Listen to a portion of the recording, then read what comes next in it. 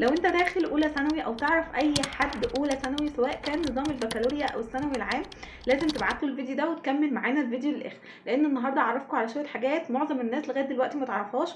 والسلام عليكم ورحمه الله وبركاته. ازيكم يا شباب، عاملين ايه؟ يا رب تكونوا بخير. انا مش شروق، مدرسه الفيزياء والعلوم المتكامله للمرحله الثانويه. كنت نزلت فيديو شورت كده، كنت بفتح فيه الكتب بتاعت اولى ثانوي. فكتير منكم بدا يسال انا يا ميس في اولى ثانوي اجيب ايه كتاب للعلوم المتكامله. تعالوا بقى نجاوب على اسئلتكم واحده واحده بخصوص الكتاب ده وماده العلوم المتكامله عموما. اول حاجه، الكتاب ده اول كتاب للعلوم المتكامله، كتاب خارجي نزل في المكاتب.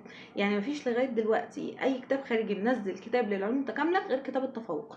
الكتاب ده بقى انا عجبني فيه بصراحه مميزات كتير وبشتغل بيه من السنه اللي فاتت.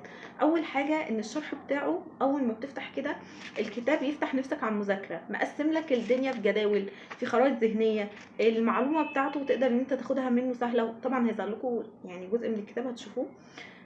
فانت بتحس ان الدنيا فيه لطيفه، مش الدنيا فيه صعبه. لان لو انت بتذاكر لوحدك هتعرف ان انت تذاكر. بعديها ندخل على الجزء بتاع الاسئله فيه كميتها كتيره مش قليله. يعني هتلاقي الاسئله على كل درس موجود اسئله كويسه تقدر ان انت تخليك تقيم نفسك، انت ذاكرت كويس ولا لا، فهمت الجزء ده ولا لا، يعني فاهمين الاسئله بتاعته كويس.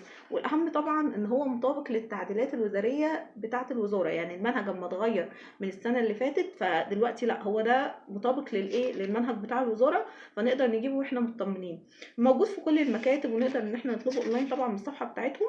واحلى حاجه فيه بصراحه ان هو عامل نظام كده ان انت الاسئله فيها ليها باركود، تقدر ان انت تعمل سكان للباركود ده وتشوف فيديو الحل بتاع الاسئله لو انت واقف معاك اي حاجه. ده طبعا من خلال كود بيكون مكتوب لكل كتاب جاي. تاني حاجة، الكتاب بصراحة عامل حاجة كويسة جدا في الجزء بتاع الإجابات. هتلاقي ان معظم الكتب بيكتب لك الاجابات وخلاص، لا هو كاتب لك الاجابات وفي بعض الاسئله كاتب لك التفسير بتاع الاجابه دي، ليه انا ليه اخترت الاجابه دي. طبعا ما فيهوش اسئله اختر بس، لا في اختر ومقالي. يعني زي ما الامتحان بيجي لك هو هيدربك على الامتحان. انتوا عندكم في العلوم المتكامله الوحده الاولى فيها 10 دروس والوحده اللي بعديها فيها 4 دروس. فبعد ما بيخلص كل وحده واسئلتها وكل حاجه، يعني كل درس وعليه اسئله، كل درس وعليه اسئله، بيجي في نهايه الوحده بيعمل لك اختبار شامل على الوحده كلها عشان تشوف انت الوحده دي الدنيا تمام فيها ولا الدنيا مش احسن حاجه. فبجد في نقط ومميزات كتير حلوه. اخر حاجه كمان ان هو في نهايه الكتاب منزل لك 10 اختبارات شامله على المنهج كله. يعني انت منها اتدربت على كل جزئيه في المنهج، حليت على الوحدات شامله عشان امتحانات الشهر، جه عندك بقى امتحان اخر السنه انا براجع المنهج منه، وبعد ما براجع بحل ال10 امتحانات. انا حرفيا مش محتاج حاجه تاني، مش محتاج حاجه تاني، خلاص انا ذاكرت من حاجه مبسطه وحليت اسئله كتير وحليت على الوحدات وحليت 10 اختبارات على المنهج كله. انا كده خلاص، يعني انا كده مش محتاج يعني في المنهج اي حاجه تاني.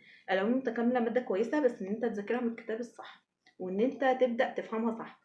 العلوم المتكامله باختصار هي اصلا دمج ل3 المواد بتوع الفيزياء والكيمياء والاحياء. يعني كان في اولى ثانوي النظام القديم قبل كده كان في كيمياء واحياء وفيزياء، راحوا شالوا ال3 مواد وحطوا لك العلوم المتكامله. فهي بتدمج ما بين ال3 مواد. وعموما اصلا كتاب التفوق بينزل كتب لثالثه ثانوي في الكيمياء والاحياء والفيزياء، فهم عندهم مدرسين فاهمين الدنيا كويس وبيحطوا الكتاب ده، يعني فاهمين دارسين هم بيعملوا ايه. فالكتاب بصراحه جميل جدا. اللي عجبني بقى اكتر ان مفيش كتاب اصلا لغايه دلوقتي خارجي في الماده دي نزل في المكاتب غيره. فانا بصراحه حاسه ان لا، ان هو ده اللي انا هجيبه، اللي انا هشتغل منه طول السنه. انا اشتغلت بيه السنه اللي فاتت وهشتغل بيه السنه دي برده مع الطلاب بتوعي. فنشتريه بقى منين؟ انا زي ما قلت يعني اي مكتبه جنب البيت عندكم تدوروا فيها، ما لقيتوهوش تقدروا من صفحتهم على الفيسبوك تكتبوا التفوق هتظهر لكم على طول، هم مشهورين اصلا يعني مش محتاجين. هتدخلوا بقى تطلبوهم من الواتساب بتاعهم. انا كنت طالباه بصراحه لغايه البيت وبيجي على طول، يعني ما خدش يومين وعلى طول غير اليوم التالت جالي على طول. فبصراحه كتاب كويس انصحكم بيه. شويه حاجات بقى كده لازم اكون عارفاها في العلوم المتكامله، ما راكمش الدنيا عليا فيها. ان الماده الدروس بتاعتها مش صعبه بس محتاجه ان انت تكون عارف كل التفاصيل اللي فيها ومش بتراكم الدنيا. وادي الكتاب بتاعي اهو، هفتح كده اوريكم شكل الدروس وان هما ازاي بيبقوا عاملينها بطريقه مبسطه، جداول بقى وخرائط ذهنيه ومفهمك كل حاجه بصراحه بطريقه كويسه.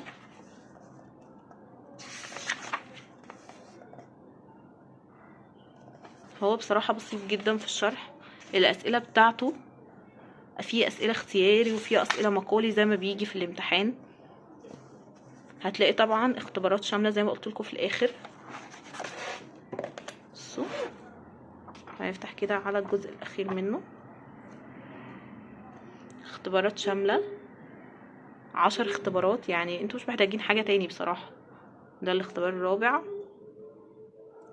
وطبعا الاختبارات دي كلها متجاوبه، حتى المقالي متجاوب. مش معظم الكتب بتعمل موضوع ان هي المقالي بتجاوب، بيسيبولك المقالي ان انت تحله في ثانوي. فبصراحه الكتاب رائع جدا يعني. غير ان الاسئله هي باجاباتها والتفسير بتاعها، السؤال ده ليه الاجابه بتاعته كذا. فالكتاب بصراحه يعني تحفه. بس بما اني بقى مدرسه، انا فعلا برشح لكم الكتاب ده ان هو تجيبوه في الماده دي، هيكون كويس جدا معاكم. مش هتحتاجوا اي كتاب ولا اي حاجه تاني جنبه بصراحه، هيكون هو لوحده كافي جدا. لان هو فيه شرح، اسئله كفايه، في اختبارات، في كل حاجه. وزي ما قلت لكم الجزء بتاع الاجابات بتاعه عاجبني قوي بصراحه، لان هم اول حد يطبق الفكره دي. ليه الاختيار ده والتفسير بتاعها، وبيفهمك ليه الاجابه دي جت منين، دي حاجه كويسه جدا. والفيديوهات اللي هو عاملها، وان سعره اقل من السنه اللي فاتت، وسعره بصراحه اللي هو مناسب جدا على الكتاب. فدي حاجات كويسه جدا. ارشح لكم الكتاب. وقولوا لي انتوا عاوزين تتكلموا على ايه في الحلقات الجايه بالنسبه لاولى ثانوي، لان هنعمل فيديوهات كتيره تانية. هنتكلم مثلا عن مواد تانية، هنتكلم عن ان انا مثلا لو عاوزه نصايح في ماده معينه. فان شاء الله اشوفكم فيديوهات تانية كتير. ولو عايزين اي سؤال اكتبوا لي في الكومنتات، وانا هشوف كل الكومنتات ان شاء الله. يلا باي، اشوفكم في فيديو جديد.